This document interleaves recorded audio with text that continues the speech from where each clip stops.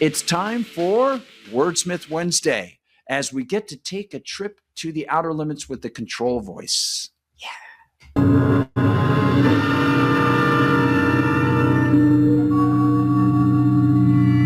is nothing wrong with your television set. Do not attempt to adjust the picture. We are controlling transmission. If we wish to make it louder, we will bring up the volume. If we wish to make it softer, we will tune it to a whisper. We will control the horizontal. We will control the vertical. We can roll the image, make it flutter. We can change the focus to a soft blur, or sharpen it to crystal clarity. For the next hour, sit quietly and we will control all that you see and hear. We repeat, there is nothing wrong with your television set. You are about to participate in a great adventure. You are about to experience the awe and mystery which reaches from the inner mind to the outer limits.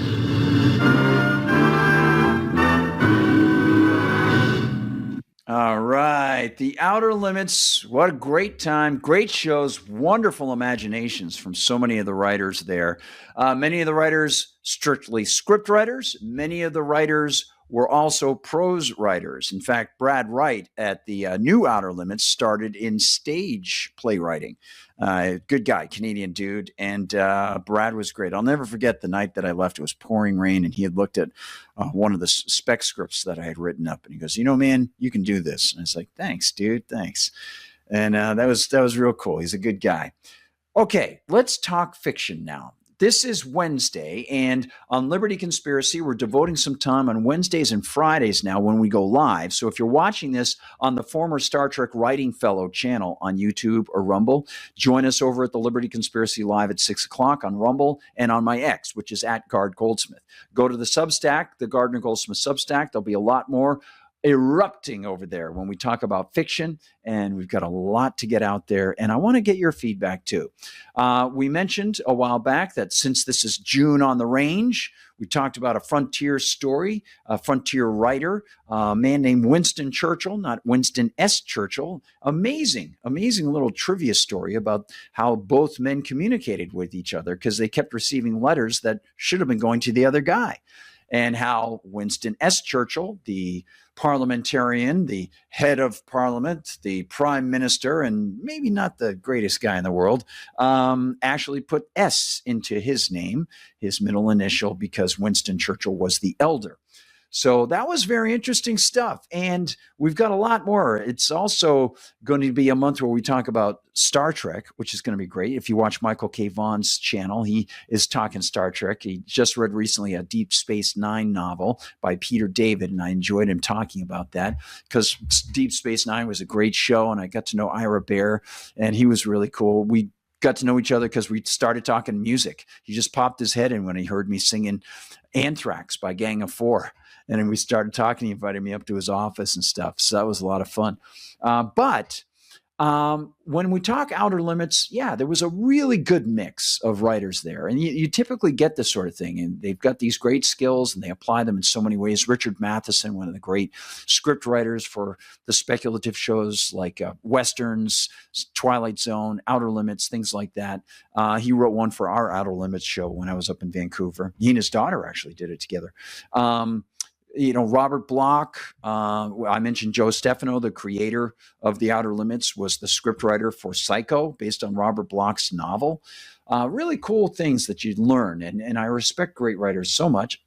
Now I want to tell you about not a Western, not a Star Trek thing, but a fantasist. And especially for Wordsmith Wednesday, I like to focus in particular on one particular author whose style or ideas, presentation might have really been something, and I hope I can recommend him to you or her. So I want to tell you about one of my favorite authors. His name is ER Eddison, Eric Rucker Eddison, and he was a British writer who was a contemporary of J.R.R. Tolkien and C.S. Lewis. I want to give you some background of this man, and I want to show you the book that attracted me to his work, The Worm Ouroboros, or Ouroboros, the snake that eats its own tail. Now, the reason I was attracted to this was because I went into a used bookstore and I saw that it had that old-timey, early Tolkien release by Del Rey Books of their fantasy stories by the same artist that some of those early Tolkien books did from the 50s and 60s. And I thought, oh, this is interesting. Well, that was part of the Del Rey adult fantasy line. And what Lester Del Rey, a science fiction author, did when he got in with Ballantine Books was he took some of the old style pulp and even precursors to the pulps, Lord Dunsany, people like that, and published their work that had sort of been forgotten as the 50s and 60s came around, as television came in and so on. And yet a lot of the writers who were writing for television, they'd actually been steeped in that stuff.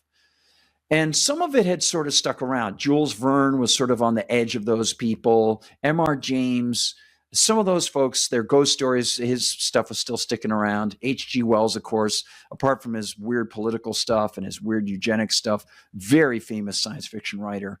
And so some of it was still around. Some of the people had been punched up and taken some of that spirit and turned it into things like 1984 with other influences like Zemyatin from Russia and so on, the dystopian literature of We, that dissident novel of We by Zemyatin.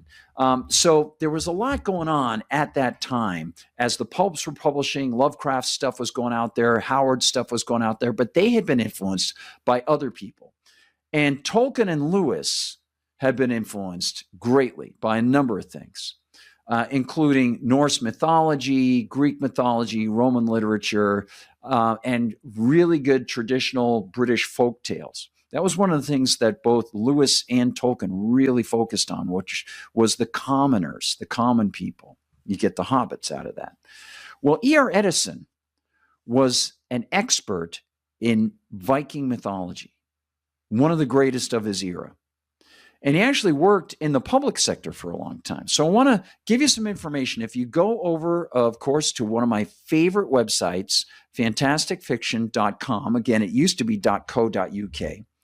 Eric Rucker Eddison, born in 1882 and died in 1945.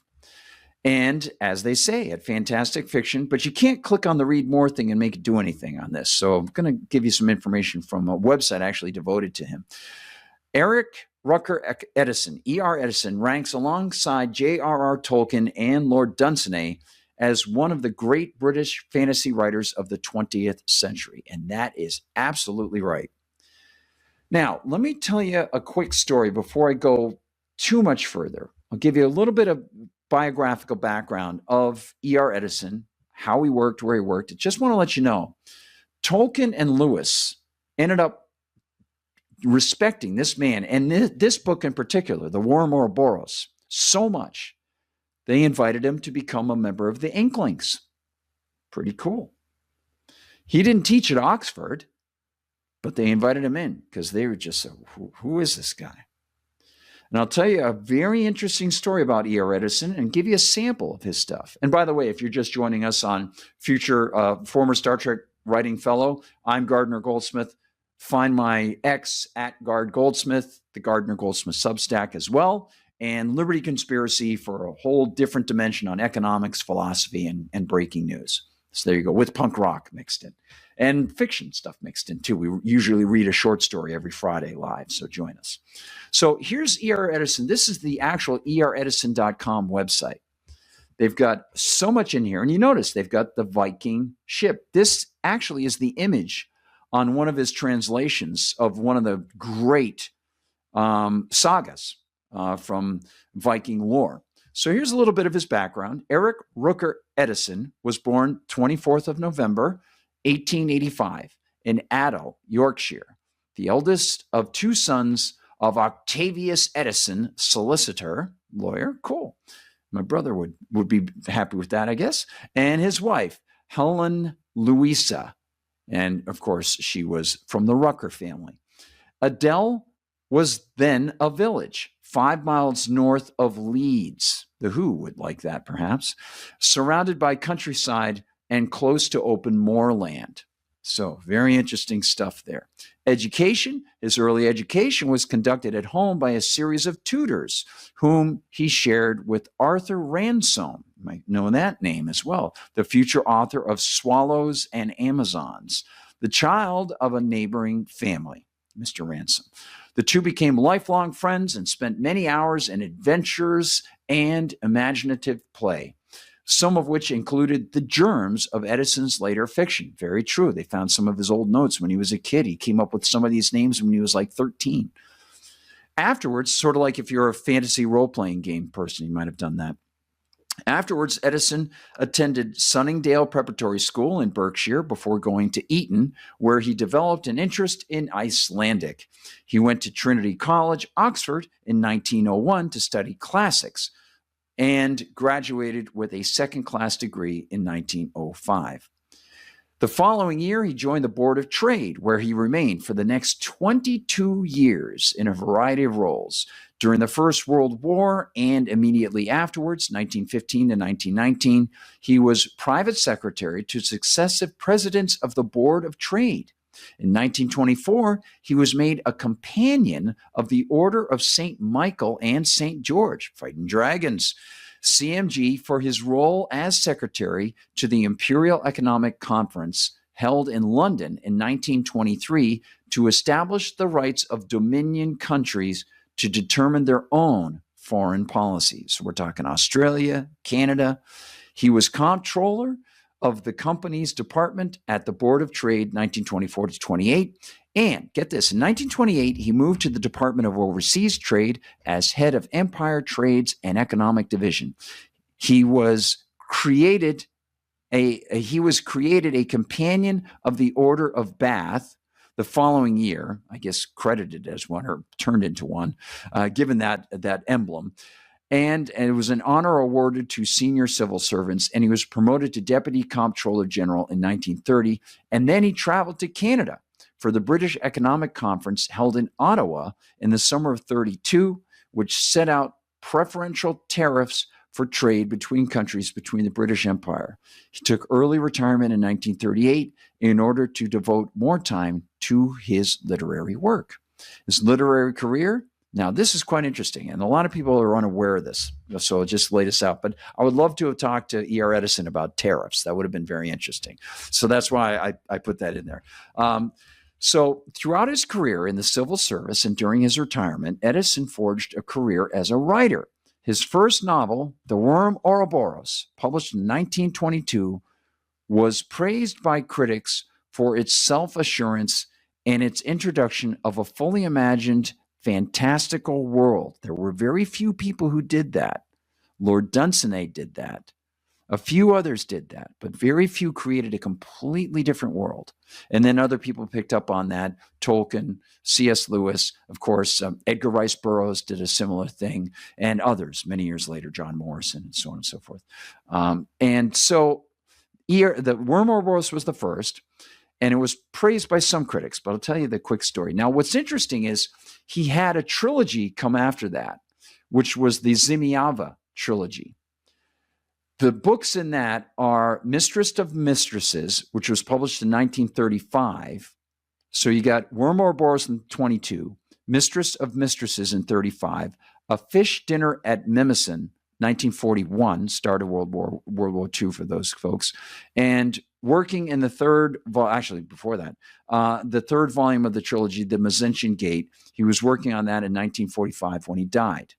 Okay, now, not only was he a writer of fantasy, he also was a massive Norse scholar, which is one of the reasons that Tolkien and C.S. Lewis admired him so much. And Tolkien really learned a lot from him and incorporated a lot of that into his own writing. He taught himself Old Norse while at school and later at university. In 1926, Jonathan Cape published E.R. Edison's reimagining of the Norse saga Styrbjorn the Strong, a fictional account using historical figures. His translation of Eagle's Saga was published in 1930, and that is where you get this symbol right here. That's on Eagle's Saga. I have a couple first edition hardcovers of that. I gave one to a friend of mine. He's a big Viking fan, not the football team. So So with that stated, I just want to mention one of the curious things that I discovered speaking with a librarian, and I don't think this is apocryphal, was that when Worm Ouroboros was first released, and believe me, this book is a towering work of genius.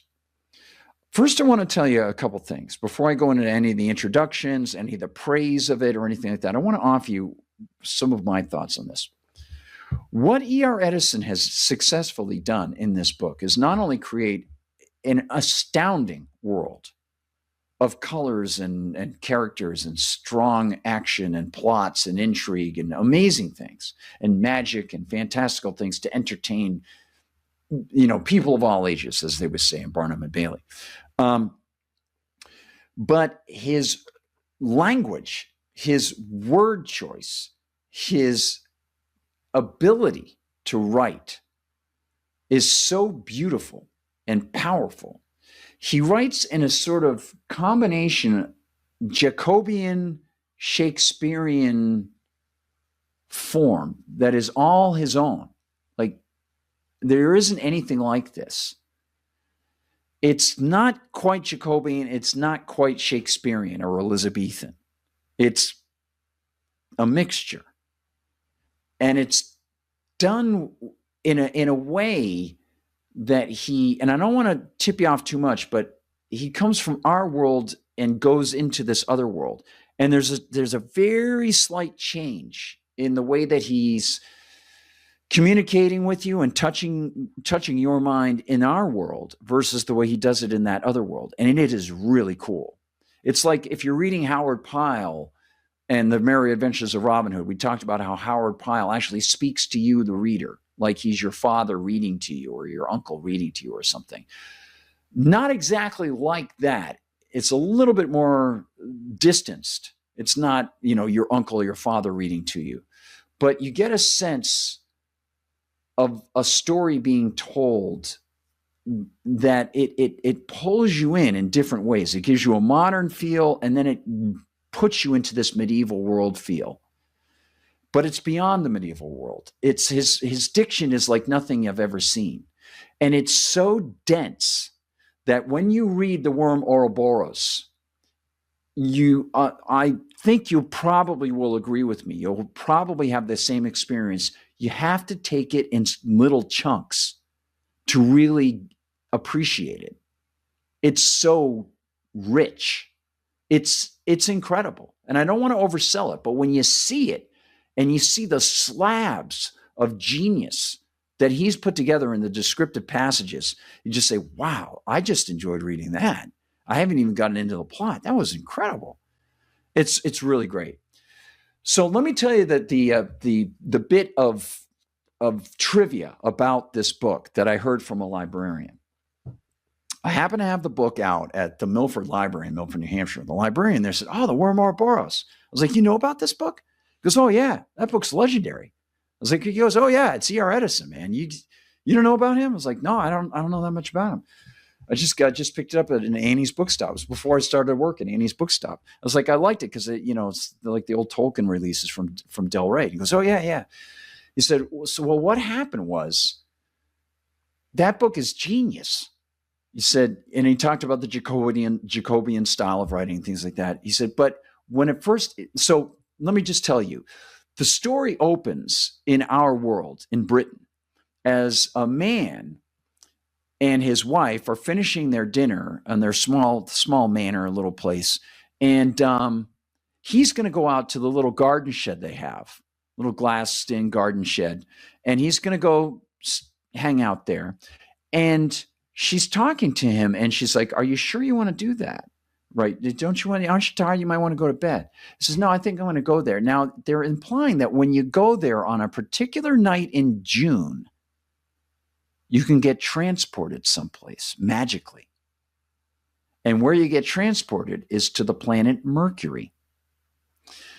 When the moon and Mercury align a certain way, for a certain period of time, you can get teleported to this place. And so the man named Lessingham goes to the little garden shed after dinner, and his wife says goodnight, "Beautiful woman." And He says goodnight to her, and he sits in there, and a little martlet, a little bird, comes and talks to him and says, would you like to go to this world? Follow me. Let's go.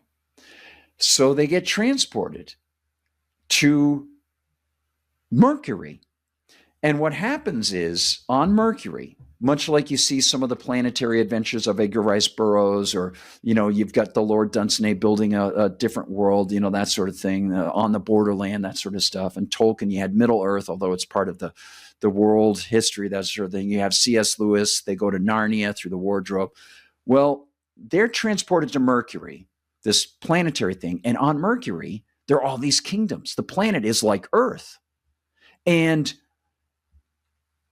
he got roundly criticized. And the reason he did by some of these critics was because they said E.R. Eddison was a pagan. They said he was a pagan because he's concentrating on these Norse, Icelandic templates and classic images of the knights and so on. And the names of the people, they were basically human, but they had names like Demon World. That was one continent, one nation state, was the demons, Demon World. And then there were the witches, and that was another nation state. Maybe that's a little hint about the state. And the demons had little horns, but they were basically people. They just had horns. And so they criticized this guy. They said, oh, he's a pagan. He's got the demons. He's got the witches. He's got this stuff. And this is what the librarian said. He said, the problem for E.R. Eddison was when these people read the first release from the publishing company didn't release his whole book. There were like 50 or 30 to 50 pages of annotations in his original version of places in the book where he not only wrote the narrative with this incredible power, he had secondary meanings, real secondary meanings that he acknowledged to the reader of references to ancient Greek and ancient Roman history, Shakespeare quotes that the critics completely missed, ancient Viking saga points that he made available in the appendix at the end, and they didn't publish it. And the only people, this is what the librarian told me. He said the only people who saved E.R. Eddison from this fate when the book was going to be lost because of these critics who attacked the guy, who did not know. They didn't know that this was a work of like monumental genius. He wove all this stuff in there. Tolkien and Lewis, Tolkien and C.S. Lewis, they're like, hey, wait a minute. Because they were very, very well read, especially as they started to get into some of the fantasy stuff and the histories. Tolkien, they said, this guy, who is this guy? Then they approached him. They said, this is really, really amazing. And in the newer versions, you can find, it's in public domain, so a lot of people have been releasing the newer versions. You'll find the notes. You'll find the references to Shakespeare, Twelfth Night, that sort of thing. It's in there. It's incredible. So in addition to some of the things that I want to read to you, I also want to mention to you that in the Ballantine Del Rey versions that they release, they have the artwork. And this artwork now has been brought out to people. You can see inside that. It's incredible artwork by Keith Henderson. And there's more here that I want to show you. This is one of the kings looking down from on high, from one of the parapets of a castle. Isn't that beautiful?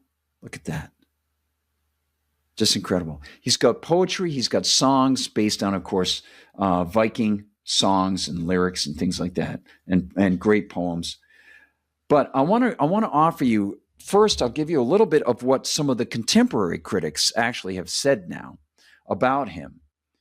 And again, I'll show you a little picture of E.R. Eddison to do honor to the man. Yeah, look at him. No hair, just like that. I should grow a mustache and try to play him on Halloween sometime. That'd be really cool. There's Eric Rucker Edison. Thank you, Mr. Edison, for being great. And so here's a little bit. This is what some of the critics say. You got to be careful when you read the introductions because they give some stuff away about characters. Again, on any of the introductions of classic literature, be very, very careful. So this is a publisher's note. This introduction by James Stephens, noted Irish writer and author of The Crock of Gold, was written for a previous edition of The Worm Ouroboros. And if you watch Red Dwarf, there's an episode called Ouroboros about a time loop. They call it Ouroboros. The Worm Ouroboros, no worm, but the serpent itself, the dragon that eats its own tail, is a wonderful book. It is a story or as prose.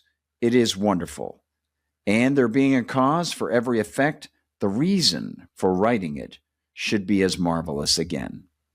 Shelley had to write the Prometheus Unbound. Shelley was under compulsion, for a superhuman energy had come upon Shelley.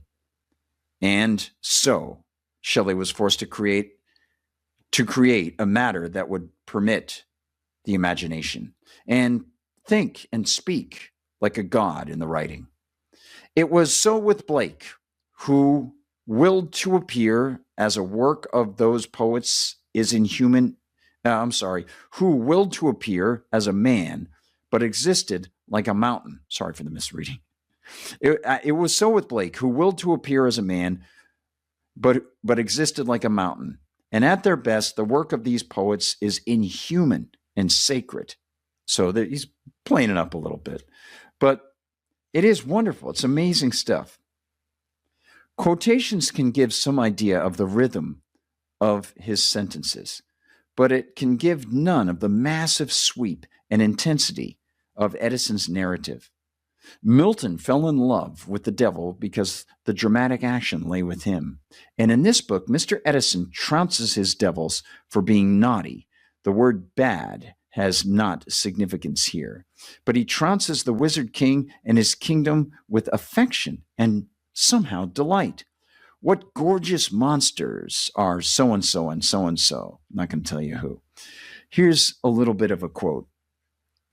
Night came down on the hills. A great wind, moaning out of the hueless west, tore the clouds as a ragged garment, revealing the lonely moon that fled naked betwixt them.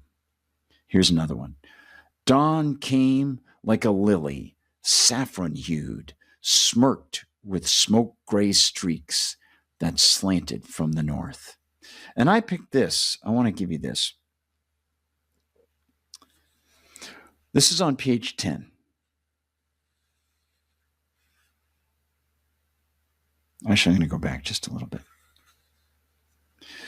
But a great wonder was this chamber, and a marvel to behold was how the capital of every one of the 24 pillars was hewn from a single precious stone, carved by the hand of some sculptor of long ago into the living form of a monster.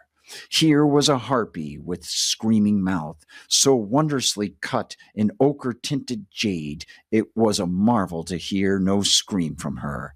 Here, in wine-yellow topaz, a flying fire drake, there a cockatrice made of a single ruby, there a star sapphire, the color of moonlight, cut for a cyclops, so that the rays of the star trembled from his single eye.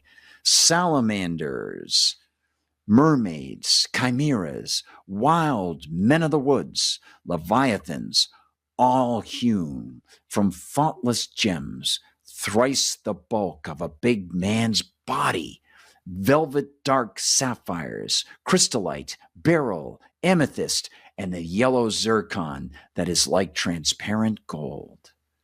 To give light to the presence chamber were 7 escarbances, great as pumpkins, hung in order down the length of it, and 9 fair moonstones standing in order on silver pedestals betwixt the pillars of the dais.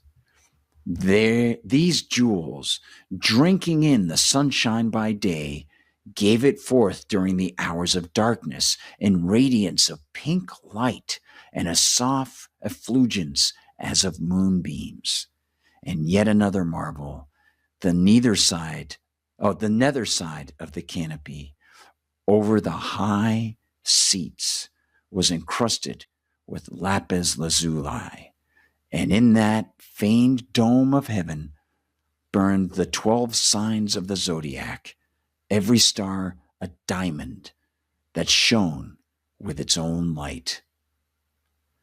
I could just, if you're a kid, if somebody's reading that to you, and I'm sorry, I kind of messed up the little bit about the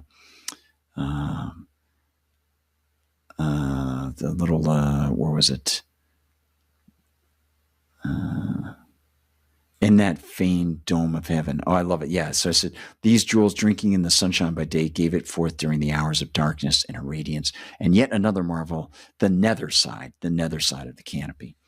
I love it. So on the dark side of the canopy, there's a dome, like a planetarium, but it's diamonds. Amazing. And so let me give you this little bit here. This is great. Midsummer night, ambrosial, starry kirtled. Sorry, I'll start again. Midsummer night, ambrosial, starry kirtled, walked on the sea as the ship that brought the demons home drew nigh to her journey's end. The cloaks of Lord Juss and Lord Brendek Daha, who slept on the poop, were wet with dew. Smoothly they had passage through that charmed night, where winds were hushed asleep, and naught was heard save the waves talking beneath the bows of the ship, the lilting, changeless song of the steersman, and the creak, drip, and swash of oars, keeping time to his singing. And what is really amazing here is it's not just the descriptions, and I hope that my reading of it does it justice, because occasionally if I'm stumbling, the little glasses, you see a letter doesn't come out properly, whatever. The rhythm of what he does is just fantastic. So if I can recommend ER Eddison to you, I hope I can. And I just want to mention one thing. I talked to Tom Monteleone about this, because F. Paul Wilson, I didn't know this. Tom mentioned, I think Tom and I were talking about this live one time in an interview for Liberty Conspiracy. When I mentioned ER Eddison, he goes, "Oh, Tom, F. Paul loves ER Eddison. Paulie loves that. Loves Warren Boros." I was like, yeah, it's amazing.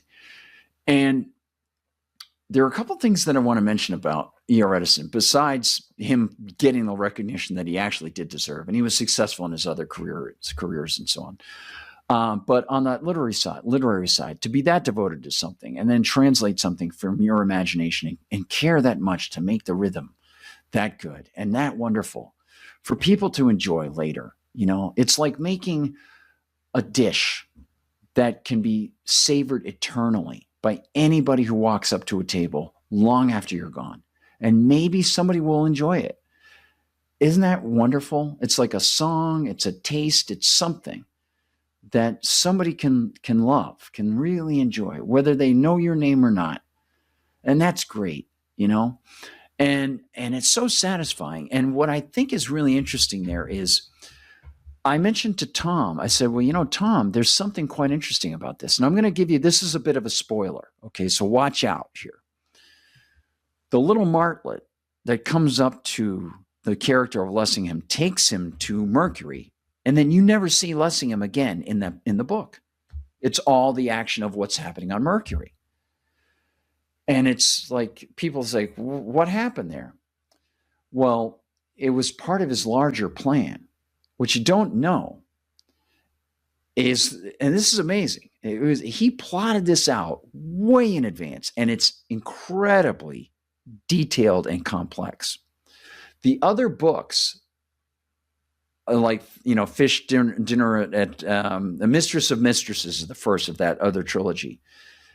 Those are all tied together with each other. But what you find out in the unfinished one is they're tied to the Worm Ouroboros. The little martlet and Lessingham Lessingham actually is observing all the action in all the other books as well. And you don't know it until that last unfinished one, where ER Eddison reveals, or you kind of assume, the martlet is the guy's wife. And Lessingham has crossed back and forth often, and she comes from that magical world, and she can transform in a sort of folklore way into the little bird. So the reason the martlet shows up is because it's his wife, and she grants him access again. She brings him back to that world to observe all the things that he's already been there and he's seen before. And in the end, what you find out is that the little martlet wife is actually Aphrodite, tied to Greek literature. So he encompasses all of Greek literature, all of Greek mythology, or at least that aspect of Greek mythology, with his more Viking-esque mythology, ties it together with an interplanetary fantasy world, the same way that Tolkien created Middle-earth, the same way that C.S. Lewis had the cabinet, the wardrobe to let you go to Narnia, and the same way that C.S. Lewis had his planetary trilogy and had people go off to another planet. I think it was Venus in the planetary trilogy, but tied it into Earth and earthbound things in his planetary trilogy, which ends with That Hideous Strength, which is an amazing Christian work. They're all great Christian works, but that one in particular gets into corporatism, fascism, and the neo-world, one-worldism. Very interesting stuff. Massively against collectivism there. So if you get the chance, please check out The Worm Ouroboros. Pick it up in little bits. Read it here and there. And I'm telling you, you will be so happy that this man, and I hope I've sold it well. I hope I've done an okay job in reading these things. And remember that amazing piece of trivia about those two guys who did that guy justice and literally gave us something, because they brought him around, gave us something maybe that might not have had the likes that it has had. And by the way, if you read The Wheel of Time by Robert Jordan, what is the symbol? And other fantasy writers have done this too, as a little nod to ER Eddison, because he didn't get the recognition he deserved. What's the symbol on The Wheel of Time by Robert Jordan? The Ouroboros. Jordan knew what he was doing. He knew what was going on. So it's wild. There's this whole subtle underground connection to ER Eddison that a lot of people don't know. Same thing with the Lord Dunsany. Lord Dunsany gets a little more recognition because he's seen as one of the first early people, and a lot of writers who became very popular mention him. But unless you really know Tolkien or C.S. Lewis or Norse mythology, you kind of don't get the opportunity to know about ER Eddison. And even Jordan didn't explicitly mention ER Eddison. But that's kind of, if you read The Wheel of Time, that's essentially, it's a similar vibe to what's going on in The Worm Ouroboros, about evil and the cycles of evil in humankind and history. Very good stuff, really good stuff. So I hope I've done a good job. Let's check out over now, as we're doing former Star Trek writing fellow, let's check out the Fruit Stripe Gum Live inside the Rumble chat. And we see, we were talking about criticism of Iran, right, as the United States and Israel and all the crazy stuff. And this, let me see, probably Deb McCartney. That's two viewers, Brian and Deb McCartney. They go under one name if you're not familiar. Deb, if it's you, thanks for being there. Brian, Deb McCartney. Brian, Deb Max says, Guard, you cannot have a Persian cat. Can't have Persian, that's for sure. No way. Unbelievable. Oh, man. I'm just gonna pronounce Pam Bondi's name Bondi, like Midnight Oil. Catch the bus stop, Bondi. Hit the beach and wonder who can wear the fashion wear. The place is oh so hot. As Peter Garrett puts out his big hands, you know. All right, I better get rolling, everybody. Thanks for hanging out. Remember, Friday, live on Liberty Conspiracy, and of course, we'll be doing Fiction Friday. So we'll be reading a short story. I'll continue on the Tower story. I actually wrote some of that yesterday as I was traveling. It's going to be really cool, and I can't wait for that. And yeah, if you want to check out any of my fiction, you can get my novellas over on Amazon. And we'll welcome you to the channel at Former Star Trek Writing Fellow. And please spread the word about all that we're doing over there, too. I hope it's a great time for you. And thanks again to Eric Rucker Eddison for being so influential and providing. Oh, the other thing I wanted to mention was when somebody does something like that and executes at such a high level, it's a great watermark. It's a benchmark to which others can hope to achieve, that others can hope to achieve. And that's what Edison did. It's you when you see it, you might even see it as almost alien at times. It's so unique and just, it's wonderful. It's just wonderful. It's like looking at a sunset. It just blows your mind sometimes. Like, how is this possible? Really good. So, and that's hopefully not hyperbole. Or hyperbole with a P. All right, better hit the road. Thanks for hanging out, everybody. I'm going to grab some dinner, hang out with the Lynx hybrids here in Moscow, Hampshire. And I'll leave you with the control voice for our outro. Please come back to Former Star Trek Writing Fellow. We'll see you there. And we're going to start doing some giveaways, too. And remember, great BookTube channels like Michael Vaughn's, one of my favorites. Check him out. He is great. I hope to interview him. And John Delarose, a little more political, but always fun to listen to John. And of course, check out our Former Star Trek Writing Fellow on YouTube and on Rumble. Take care, everybody. Peace, love. God bless. We now return control of your television set to you until next week at this same time, when the control voice will take you to the outer limits.